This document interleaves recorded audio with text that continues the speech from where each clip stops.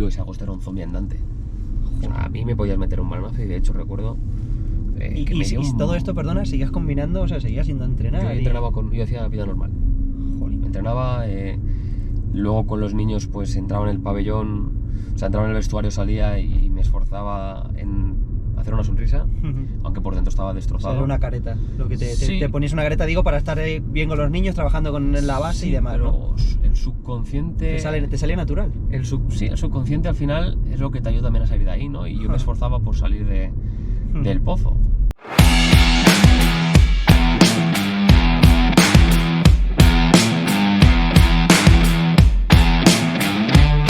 Hola, soy Ana Lozano. Hola, soy Borja Díaz. Soy Dani Molina y estamos en Guadalajara sobre ruedas.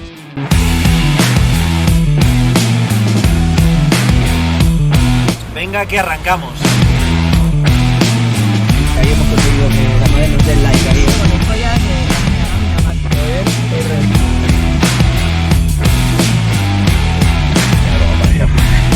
Hay cosas.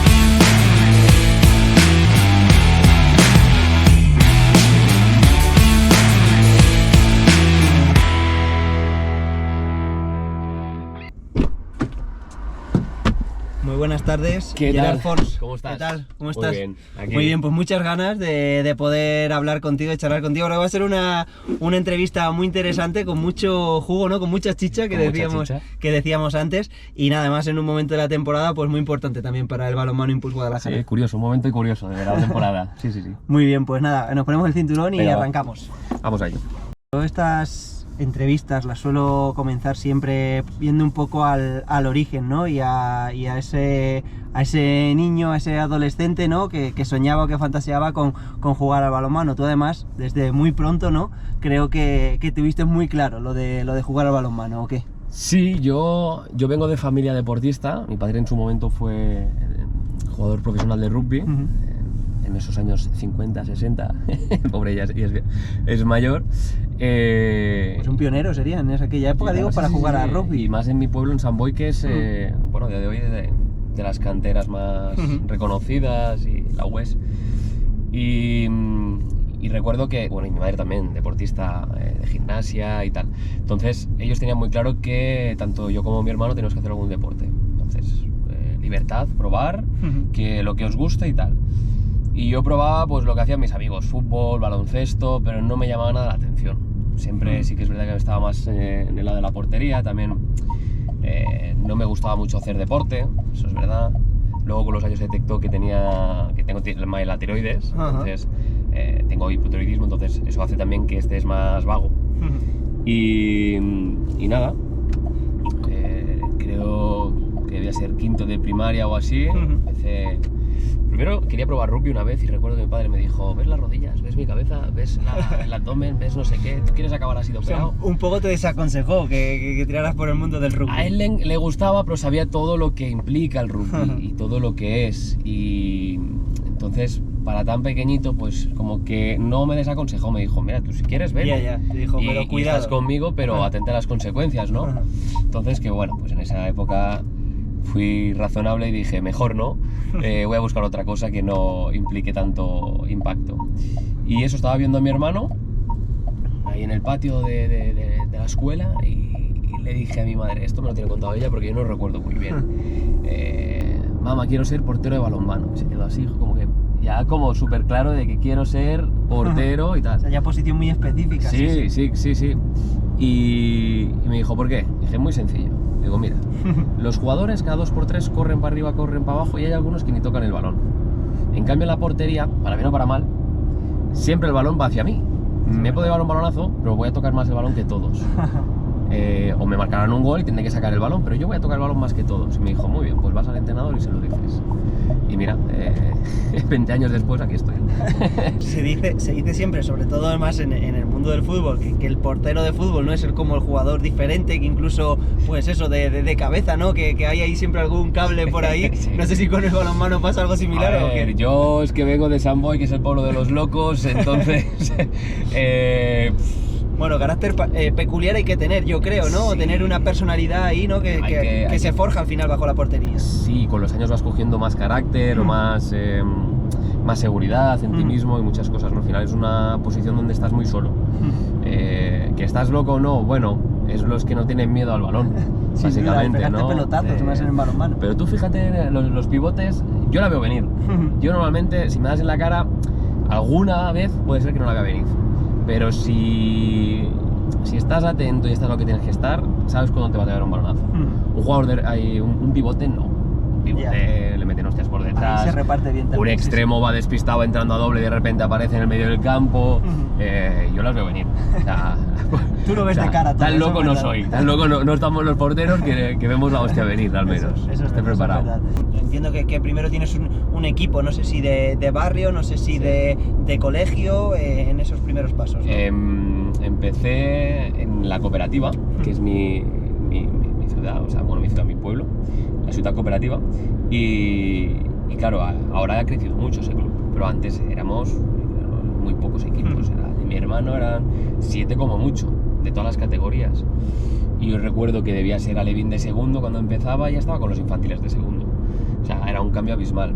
Tampoco jugaba mucho, obviamente, por la diferencia de edad en esas categorías se nota mucho, y sobre todo un portero, pero bueno, estaba ahí. Entonces, de ahí estuve 2 años, creo recordar, y ya por lo que sea despuntaba o vieron algo en mí, y ya me llamó Barça en esa época también, Granollers, un par de equipos de la zona. Yo tenía dudas, claro, te viene a llamar el Barça con 13 años. Y se encienden ahí los focos, ¿no? Los focos, y ostras, Barça, claro. El Barça de antes, de hace unos años, no tenía tanta cantera como ahora. Y era muy complicado, o sea, no tenía un cadete A, cadete B, infantil A, infantil B, de hecho no tenía infantil. Entonces a mí lo que me proponían era entrenar con los cadetes, con el cadete B y estar con el cadete B, es decir, que saltarme dos años.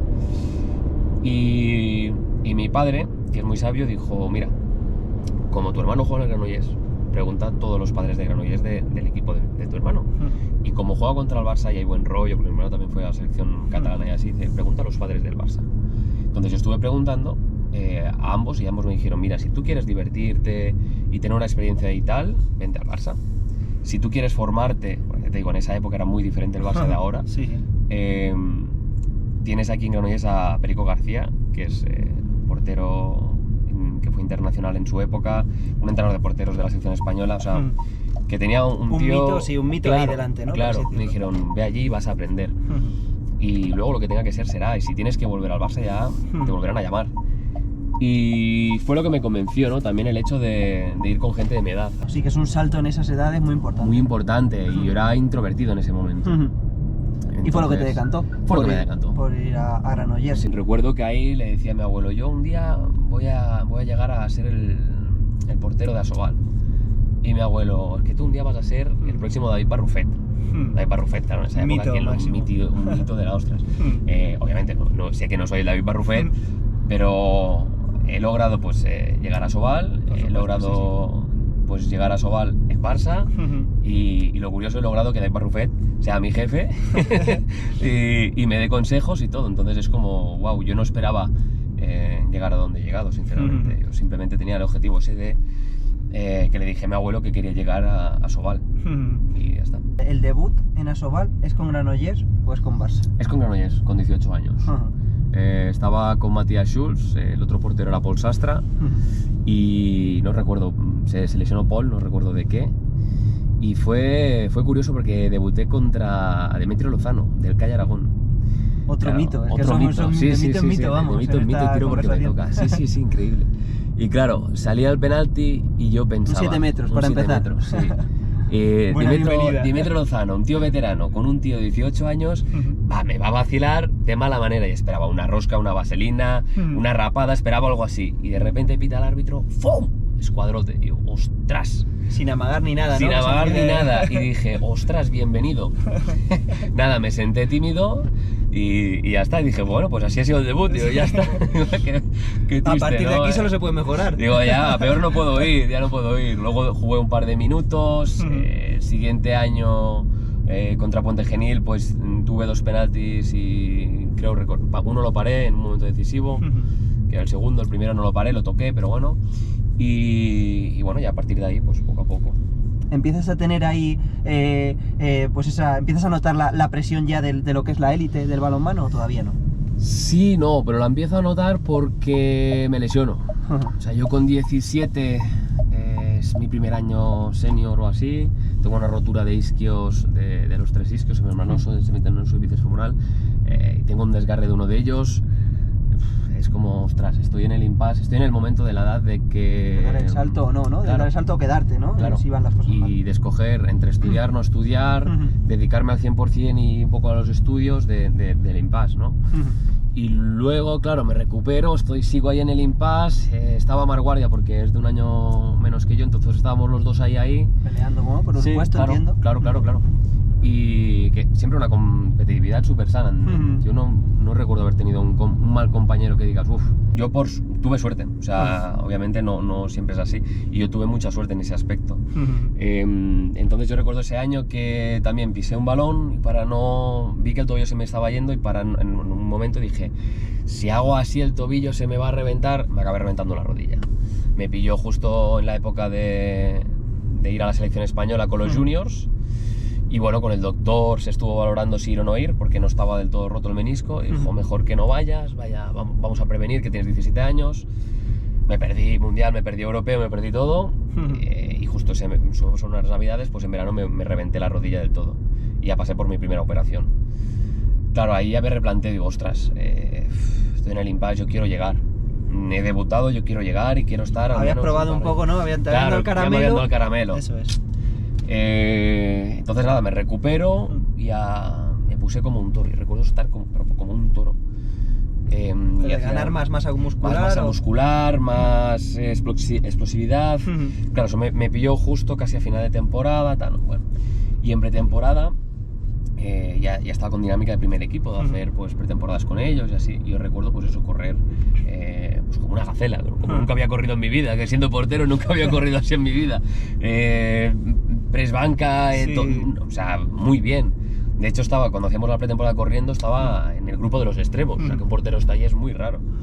Yo estaba súper concienciado en yo quiero llegar aquí y voy a hacer lo posible para llegar. Entonces también sacrifiqué mi verano con mis amigos para estar en el gimnasio, ir a piscina, ir a hacer bici, ir a correr. En esa edad, ¿no? 18 años. Sí, o sea, con 18 recién operado, 18, 19 años. Es un sacrificio importante, en esa, yo creo que más fuerte incluso en esa edad por todo lo que supone, ¿no? Ese tipo de veranos. Claro, porque la suerte que yo tenía era que tenía el objetivo súper claro, que era llegar a Sobal. Justo en esa pretemporada, pues también, corriendo un cambio de sentido, clavé rodilla, yo me giré y mi rodilla no se giró. Entonces noté como la rodilla, la otra ¿no? Te iba rodilla, a decir la otra, claro. Suele ser así, que primero se rompe una y luego se termina compensaba ahí. Se reventó, pero bueno, menisco. Yo quise seguir entrenando, me callé todo y estaba pues eso con Raúl y Moy y me dijeron, ve a la fisio, a Aerola, que te mire la rodilla porque no puedes andar, chico. Yo lo que sentía es que me disparaban la rodilla a bocajarro. Joder. Y nada, menisco roto. Pues nada, pues hay que operar. Entonces me volví a operar con la tan mala suerte que después de 6 meses, 8 meses, yo ya me notaba que la rodilla no estaba del todo bien. No la podía doblar del todo bien, entonces había algo que no cuadraba. Y los fisios decían, sí que es verdad, pero parece bien. Y el segundo entrenamiento, pues eso debía ser el primer mes o así, segundo o tercer entrenamiento, justo unas horas antes me llama Toni García, que está en el Barça, y me dice, mira que hemos pensado en ti, que sabemos que vienes de una lesión, pero que para el año queremos que seas el tercer portero del primer equipo del Barça y bueno, que estés en el segundo equipo sobre todo para formarte y así. Y que en ese momento, claro, Guardia aprovechó mi lesión, obviamente, todo el mundo lo hubiera hecho. Claro. Entonces él se estaba también curtiendo su hueco ahí y yo veía que ahí tenía muy perdido un poco el sitio. Claro.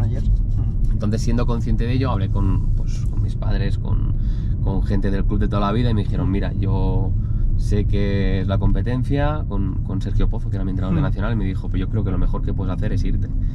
Es la competencia, es el eterno rival, y en esa época se veía como muy mal irte de un equipo a otro. Ahora está normalizado en Granollers y Barça, que es bueno para todos. Sí.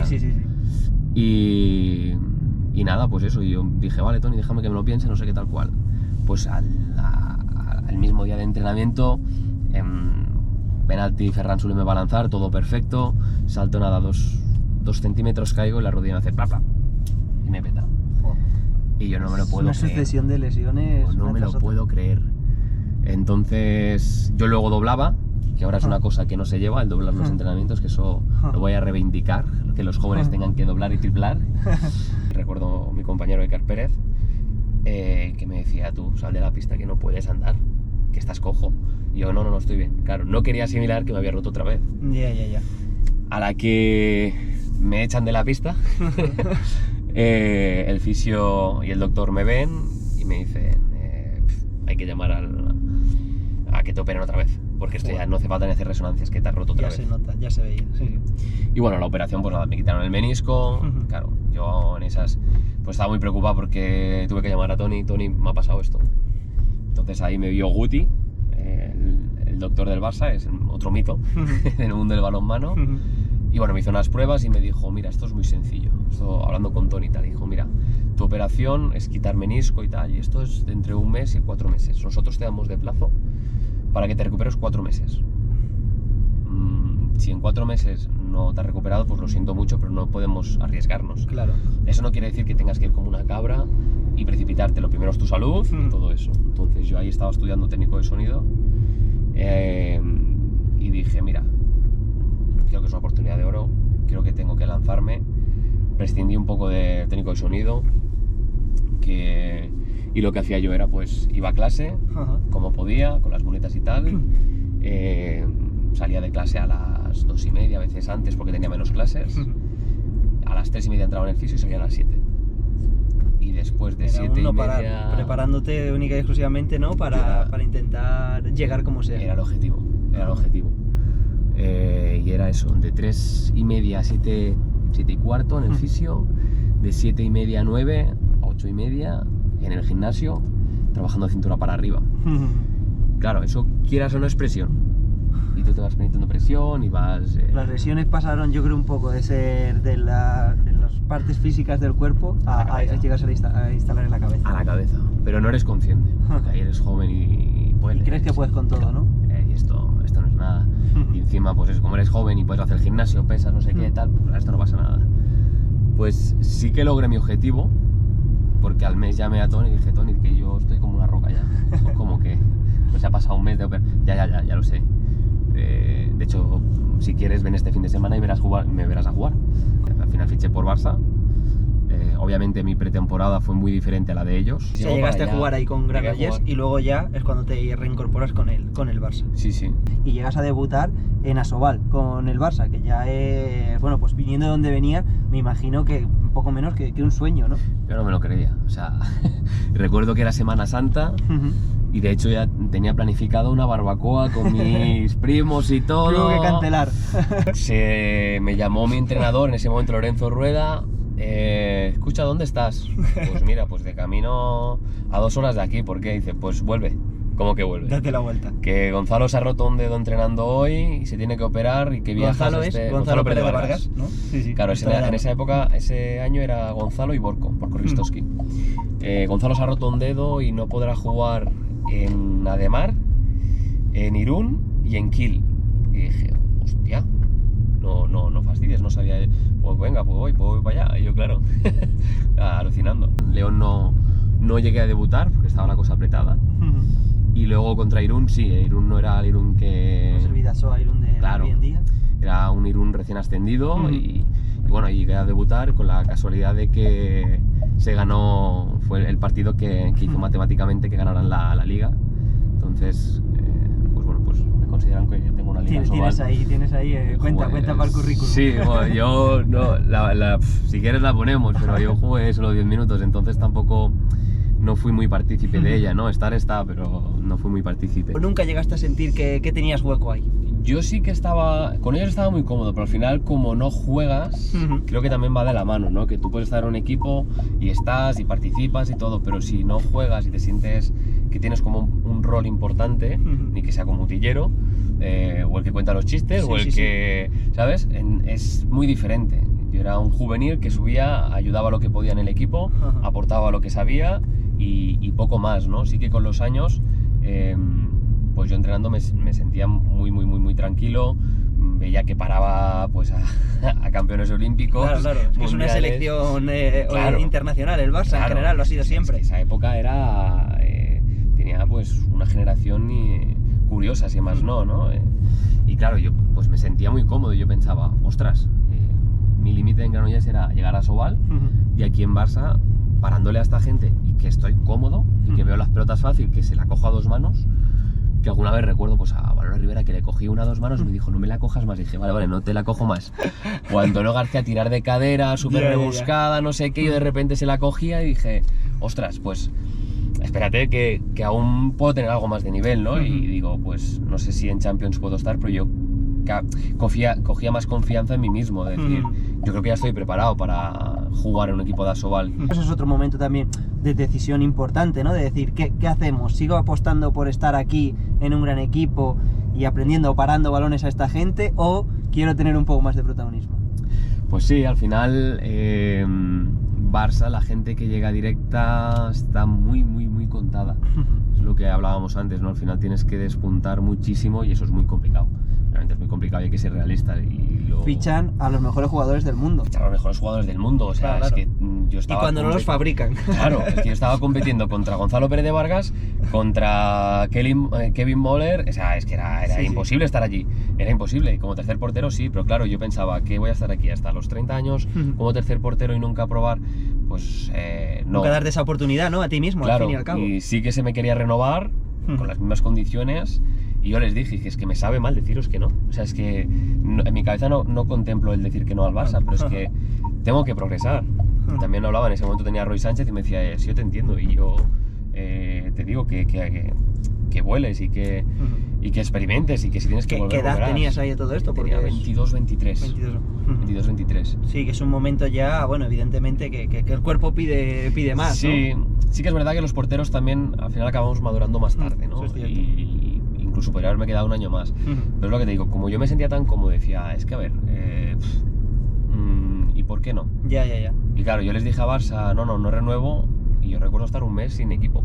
Y de repente llamarme Nacho Moyano, mira que estoy pensando para ti y tal, el año que viene voy a Cangas, a Sobal, con Javi Díaz, y no dudé en pensármelo, o sea, Javi Díaz, un portero con una experiencia impresionante, ser segundo portero, un equipo donde está en el barro, yo creo que era el momento de saltar y creer en mí, ¿no? Y allí fui, de cabeza. Pero no sé si no te dio cierto reparo salir, entiéndeme, de la burbuja del Barça, precisamente a un mundo, no sé, casi opuesto, ¿no? A lo que tú decías, a bajar al barro prácticamente, o eso es lo que querías. Bueno, no sabía lo que era bajar al barro exactamente. Me metí en un mundo un poco desconocido. A día de hoy súper agradecido, ¿no? Pero claro, en ese momento yo lo hablaba pues con la gente de allí. Muchos del Barça habían jugado, Vira Morros había jugado en Teucro en esa época y coincidió con Marc García, yo con Marc García también había coincidido. Y que ellos me dijeran, no te preocupes, vas a estar muy bien. A mí me dio tranquilidad. Y lo que más tranquilidad me dio es que cuando ya había firmado, recibí una llamada de Xavi Pascual y me dijo, yo estuve allí, sé lo que es Cangas, da recuerdos a tal, y no te preocupes que vas a vivir muy bien y vas a aprender muchísimo. Sí, pero cuando conoces el barro de primera mano, ¿qué? El primer año mío de Cangas fue complicado, ¿no? Lo siguiente, fue muy complicado. O sea, ya de hecho... Salir de casa, ¿no? Un entorno nuevo, ¿no? Vivir solo, hacerte la comida solo, bueno, conocer gente nueva, totalmente tu carta de presentación nadie la conoce, entonces también es crear un poco tu carta de presentación. Y yo recuerdo, después de meterme 13 horas de coche, llegar y que mis padres me dieran la primera noticia que mi abuelo había tenido un ictus y estaba ingresado en la UCI. Claro, poco de irte allí. Al día de llegar yo en Cangas. Jolín. Sí. Entonces, claro... No pensaba que había sido tan cercano en el tiempo. Fue muy cercano. Entonces, claro, dije, ¿qué hago si acabo de llegar aquí? Claro. Nadie me conoce, yo creo que no me puedo ir de aquí, ¿no? Fue otro impacto, entiendo, emocional, claro, brutal. Muy fuerte, sí.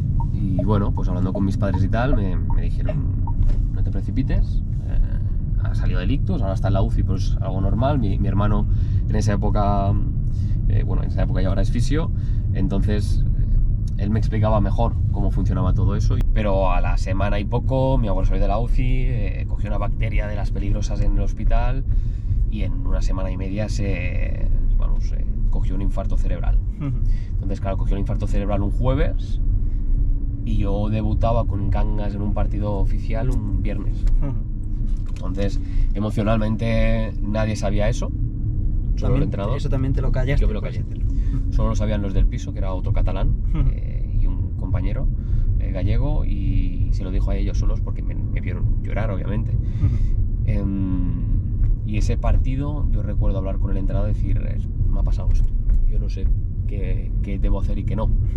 Entonces me dijo, si tú quieres, vete ya. Y dije, no, tengo que jugar, porque al final yo vengo aquí, la afición está aquí sin saber de mí, mis compañeros no saben y tienen que tal. Entonces nada, jugué y el sábado por la mañana cogí el vuelo, cruzando los dedos de que mi abuelo, pues al final un infarto cerebral lo que hace es que tu cabeza para, pero tu cuerpo sigue... Se mantiene vivo. Es impactante y puede durar de 3 a 4 días, 5 y tal. Al final también van sedando a la persona. Y encima se retrasó el vuelo 2 horas, o sea, fue todo mal, todo mal. Todo te iba en la contra. Todo iba en contra, sí. Pero recuerdo llegar ese sábado, ir directo al hospital, obviamente la imagen de mi abuelo agonizando, que yo lo vi agonizando, se me quedó en la cabeza marcado, y a las pocas horas hizo una amague de que se iba y yo les dije a mis padres, tiene que venir mi abuela. Claro, en la habitación esa no podía entrar ni gente con riesgo, ni gente mayor, porque al final no sabes lo que ocurre. Y mis padres no querían traer a mi abuela, obviamente lógico, les dije, es muy sencillo, mi abuelo no se va a ir hasta que la abuela no venga y se despida de él. En ese entonces mi abuela tenía Alzheimer, entonces la pobre mujer no se acordaba ni de quién era. Ya. Pero tenía su lucidez cuando lo vio, y a las pocas horas ya mi abuelo se fue y tal. Entonces, pues claro, a los 2 días volví a Cangas y hice con total normalidad de, pues ya estoy aquí, no ha pasado nada. Y iba sumando, ¿no? Claro. Eso le sumas pues que ese año pues no jugué lo que yo esperaba. Como es lógico, ahora que lo veo con perspectiva es lógico. Visto en distancia, ¿no? Te habían pasado tantas cosas, no digo en tan poco tiempo porque son varios años, pero al final es que yo creo que es un poco gota a gota, ¿no? Que sí, te va calando. Y que luego también yo no entendía que Javi Díaz pues tenía una veteranía y que en momentos puntuales él iba a parar sí o sí, como es lógico. Y yo, pues como es lógico, el entrenador tampoco me conocía al 100%, entonces no tenía esa confianza en mí. Y yo en los entrenos tampoco acababa de demostrar eso. No sé si quizás porque de cabeza ya no estaba o no lo sé. Tampoco me acuerdo mucho. Claro, sí. También el cerebro a veces, ¿no? Olvida cosas que nos hace, o que nos remite a dolor, ¿no? Aunque claro, sea emocional, evidentemente. Y ahí, en ese momento, no te planteas tampoco todavía pedir ayuda externa, algo de, evidentemente, psicólogo o algo así. Sí que había un par de días que notaba que estaba muy mal y digo, debería ir, pero digo, voy a dormir. Vas a dormir, te despiertas más o menos bien y dices, bueno, pues esto es normal, supongo que es normal. Entonces van pasando los días y así. Y yo ese año también me encontraron un quiste pilonidal. Quiste pilonidal es un grano enquistado un poco más en la rabadilla del culo, y claro, yo todo impacto que recibía lo impactaba ahí. Todo era negativo, sí. Voy a la cirujana y la cirujana me dice, esto se tiene que operar de urgencias. Y dije, no fastidies, si no estoy jugando nada y me vas a operar. Ese tipo de quistes se operan, o sea, cuando se curan con la herida abierta, es decir, que tarda meses. Y le dije, mira, vamos a cuadrar a Navidad, yo aguanto como sea el dolor y ya está. Y yo pues iba pues en pastilla al más no poder. Claro, al tú dejar eso, cuando me abrió, sacó como una pelota de tenis y dijo, es que esto estabas tocando hueso ya, o sea, ya estamos llegando a un momento que, como hubieses esperado un par de semanas más, pues ojo, cuidado. Y la rehabilitación se alargó. O sea, tú ibas echando todo eso en la mochila. Iba echando la mochila y claro, estaba ya rebosando. Yo no sabía qué hacer, yo preguntaba y hablaba con Suso Soliño, mítico también del Cangas, que ahí éramos compañeros, un emblema de Cangas, de Galicia y de todo. Y me decía, es que tú te metes mucha presión y aquí tienes que venir a disfrutar, no tienes que presionarte por nada. Pero yo decía, sí, yo quiero, pero no entiendo por qué no querías no jugar ocurre. más de lo que Claro. jugabas, querías rendir mejor, ¿no? De lo que sentías y tenías todos esos inputs negativos que te iban llegando en forma de, bueno, enfermedades, de temas Sí. de familiares y demás, ¿no? Sí, y luego vas a jugar y tú mismo te metes presión. Entonces, pues yo... Pues, Y la posición de portero también, es muy hay que decirlo, complicada, en balonmano, claro, porque se suele acordar menos del extremo que falla un contragolpe a lo mejor, ¿no? Pero el gol en el último minuto se lo meten al portero. Sí, y cuando entra la pelota, a quien miran es al portero. Claro. No miran si el defensor ha puesto los Sí, brazos, sí, sí. si ha llegado a tiempo a cerrar, si el exterior ha sabido defender, provocar una falta de ataque o no. Pero es normal, ¿no? Quien Sí, sabe sí, sí. de balonmano entiende y sabe más o menos de quién es la culpa y de quién no es la culpa. Eso es lógico. Pero quien no, pues quien se come todo el marrón es el portero. Ya te digo, ese año estuve al final 4 meses de baja. Claro, a mí me dan el alta para jugar contra Cuenca en casa, me dan la alta el jueves, entro en convocatoria el viernes y el viernes al mediodía me dice, bueno, ¿sabes? Estado de alarma COVID. Y dije, no me lo puedo creer. Eso, una detrás de otra. Sí, digo, no me lo puedo creer, digo, no podré jugar. Digo, bueno, pues mira, pues no hay malo que por bien no venga, pues que yo qué sé. Claro, todo el mundo, pues el COVID pensaba que serían 2 semanas y se alargó lo que se alargó, ¿no? Claro, en esa época COVID, pues encerrados en casa, cada uno pues vivió lo que vivió. No era lo mejor para alguien, ¿no? No, que traía ya la mochila bastante llena. No era lo mejor. Y pues como otros tantos de miles de personas, mi abuela con Alzheimer en una residencia, obviamente recibí la llamada de un marciano que era las pobres y pobres enfermeros y enfermeras que notificaban, que hacían lo mejor que podían con lo que tenían. Y recuerdo la videollamada, dice, lo siento mucho, pero despídete ya. Y claro, despedirme por una videollamada, que yo cuando la vi, yo creo que mi abuela estaba más muerta que viva, sinceramente, entonces no me lo quise creer tampoco. Y nada, pasadas 2 semanas, el presidente de Cangas consigue un permiso, no sé cómo, para que volvamos a casa. Y claro, obviamente dijimos, sí. Yo recuerdo el presidente que nos decía, yo quiero que os vayáis de esta jaula, porque al final estáis en una jaula, no estáis con vuestra familia. Y o sea, por parte del club, o sea, impresionante el cuidado que nos dieron a los jugadores. Al menos yo hablo por mi club, que en ese momento era Cangas, y el presidente, el delegado, todo el mundo hacía lo que podía para que nosotros tuviéramos todo, cobrásemos al día cuando nos dan, o sea, si necesitábamos algo nos lo daban. O sea, un cuidado impresionante. ¿Cuándo te reconoces tú a ti mismo que tienes un problema y que tienes, no sé, ansiedad, estrés, que todo eso ya ha aflorado más? No estás simplemente escondido en el bolsillo. Sinceramente, el último año de Cangas, ahí ya es cuando peté. El anterior fue un año muy bueno a nivel deportivo porque ya jugaba mucho más, había pues ganado la confianza del entrenador. Con Javi, a día de hoy somos súper amigos, nos llevamos cada día. Ahora estaba hablando con él, o sea, teníamos una complicidad perfecta, y cuando él veía que no, ya era él quien me cambiaba. Primero, ¿no? Que te lo Claro, advertía. Entonces, claro, coges más presión, coges más importancia. Responsabilidad también, claro. Y inconscientemente yo también tenía problemas personales que no creía que gestionaba bien y era lo mismo, pero cada vez ese sentimiento de guau, tengo que ir al psicólogo, pero no. Ya. Un poco cabezonería ahí a lo mejor, de Sí, decir, soy yo muy, puedo muy con cabezón, muy cabezón. Es una de las cosas que también he tenido que cambiar, ¿no? Y el yo puedo, al final ese yo puedo era prácticamente 2 veces al mes.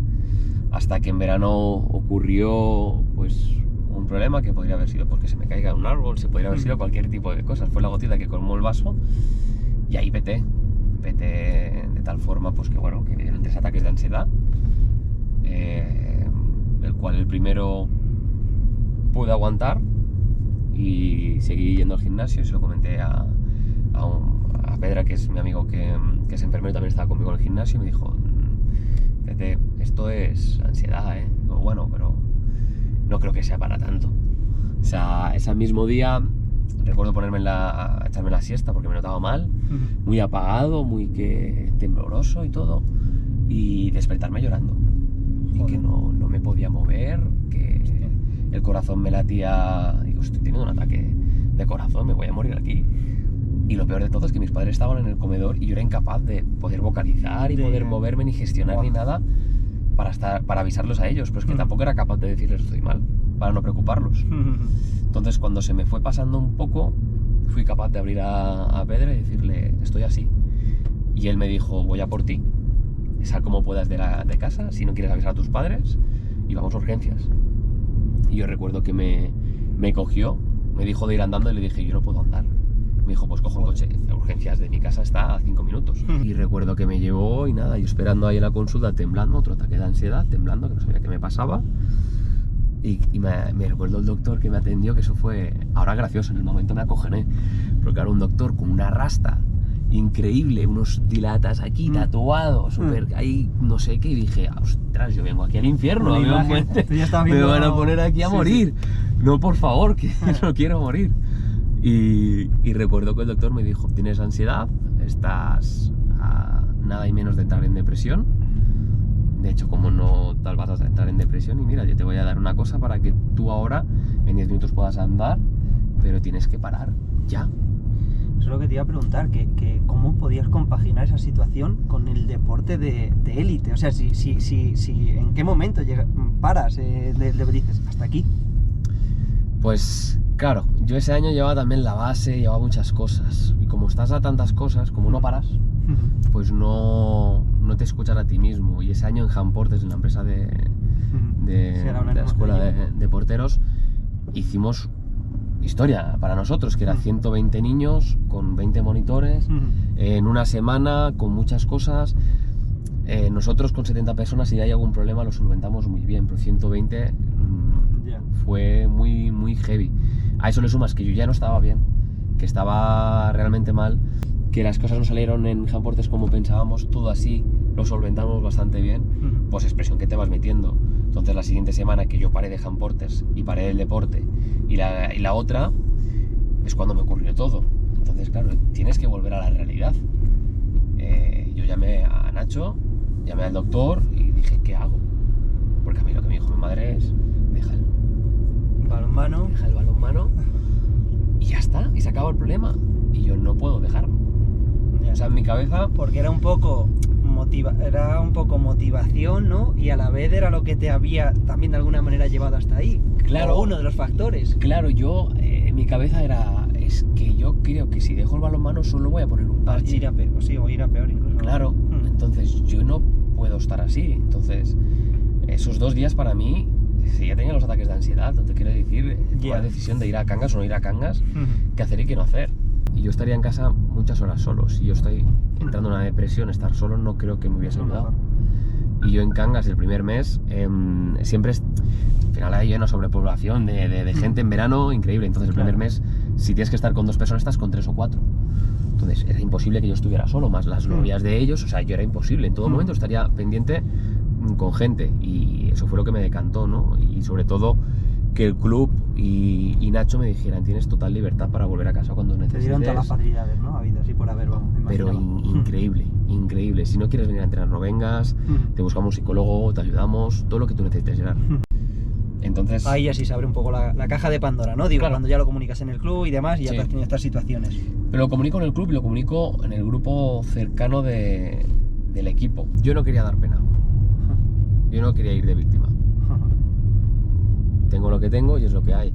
Lo único que no quería es que me preguntasen, que indagasen en mí. Entonces se lo conté a los del equipo más cercanos, porque ellos me conocían y habían visto el Gerard súper alegre, el Gerard que soy a día de hoy. Eso tiene que ser muy evidente, ¿no? Esos cambios, claro, a dos personalidades. Para ellos también fue un impacto visual muy fuerte, porque no era yo, y ellos me lo decían, a día de hoy me lo dicen, tío, es que de verdad nunca te había visto tan mal.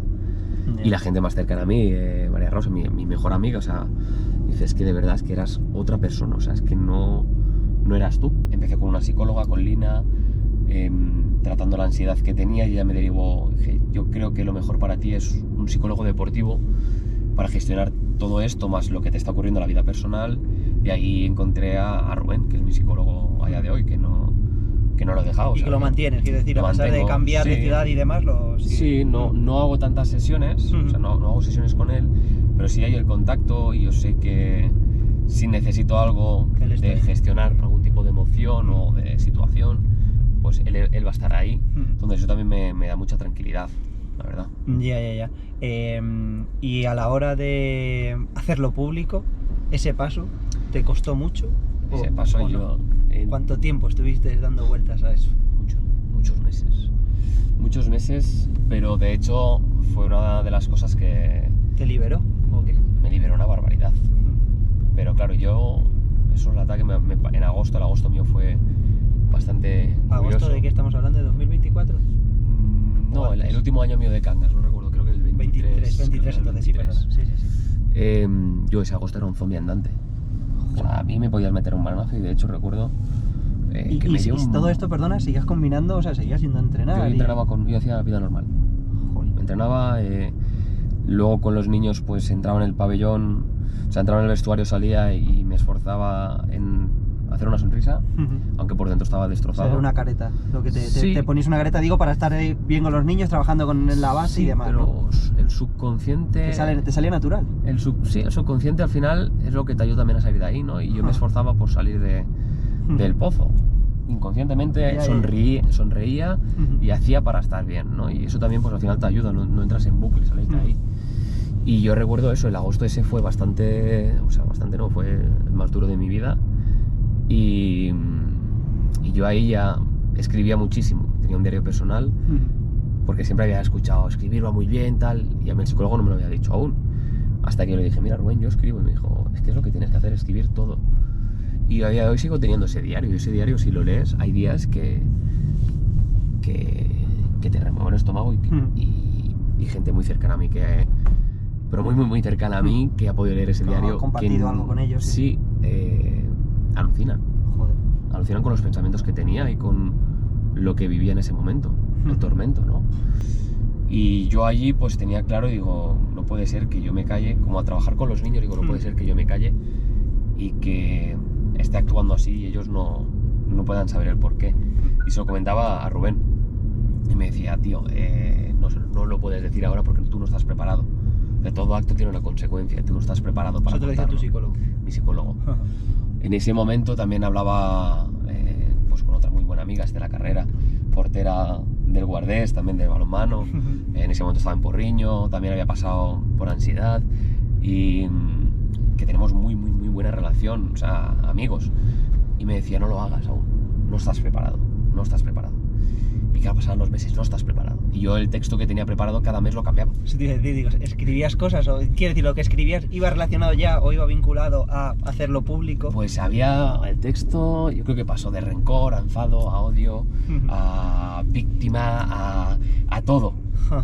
Y llegó el momento que ese texto era un texto positivo, un texto sin rencor, un texto sin odio, reflexivo, como dando la noticia, dando a entender de que no estoy bien, pero que... Sí, pero desde otro punto de vista, Claro. ya. Desde la otra orilla a lo mejor ya, ¿no? Pero también porque yo ya estaba bien, estaba bien. Sí. Y ahí el psicólogo me dijo, ¿tú estás capacitado? Sí. Dice, bueno, no lo has dicho sin dudar, entonces sí que estás capacitado. Y al círculo más cercano les dije, mira, ¿cómo ves esto? Bien, yo creo que bien, pero ten cuidado con lo que viene luego. Es que en el mundo de las redes sociales ahora... Pues una barbaridad. Pero yo cuando lo publiqué, no lo publiqué por hacerme famoso ni No, por sí, tal. lo entiendo. Yo lo publiqué por mi familia, que se lo avisé, voy a hacer esto por vosotros, por mí, porque para mí es dar un paso de valiente, un paso gigante. Demostrarte hacia a ti adelante. cosas también. Claro. Y sobre todo para mi base y para los niños de Cangas de mi base. Tenías como esa y sensación, Japón. ¿no? De decir, lo tengo que hacer un poco por esta gente que ha sido apoyo a lo mejor sin saber que ha sido apoyo, Sí, ¿no? exacto. Tú no te puedes imaginar la cantidad de mensajes que he recibido de deportistas de élite, de futbolistas, chicos, chicas de Champions, o sea, impresionante.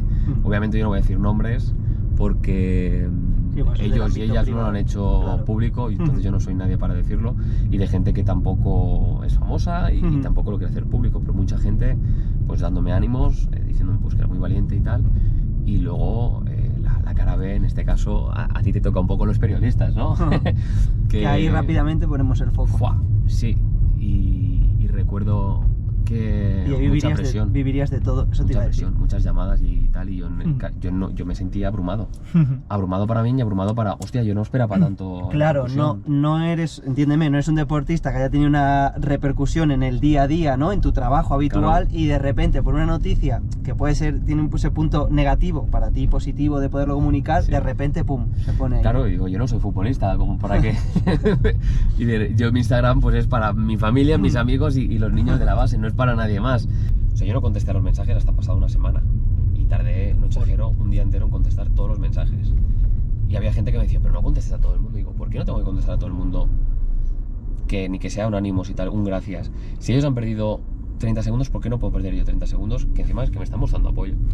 Es algo que la gente tampoco entendía mucho y yo, pues, me salió.